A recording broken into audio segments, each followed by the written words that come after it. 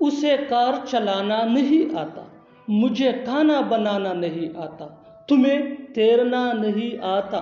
ऐसे जुमले हम अपने डे टू डे लाइफ यानी रोज़मर्रा ज़िंदगी में ज़रूर बोलते या सुनते हैं। इन जुमलों में हम कह रहे हैं नहीं आता, इसके लिए आपको यूज़ करना होगा इंग्लिश में डोंट नो हाउ टू या डजंट नो हाउ टू। आइए कंप्लीट स्ट्रक्चर देखते हैं। Subject plus don't know how to या doesn't know how to. Don't know how to ये प्लूरल सब्जेक्ट के साथ यूज होता है, डजंट नो हाउ टू ये सिंगुलर सब्जेक्ट के साथ यूज होता है, प्लस V1 यानी first form of verb plus other words. अच्छी तरह समझने के लिए कुछ मिसालें देखते हैं।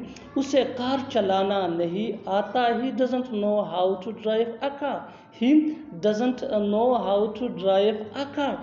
मुझे खाना बनाना नहीं आता, I don't know how to cook food, I don't know how to cook food. तुम्हें तैरना नहीं आता, you don't know how to swim, you don't know how to swim. बिल्कुल हम इस स्ट्रक्चर को स्टेप बाय स्टेप फॉलो कर रहे हैं। आप भी इस फार्मूले की मदद से सीख सकते हैं, बना सकते हैं ऐसे बहुत से जुमले अंग्रेजी जुबान में आसानी से।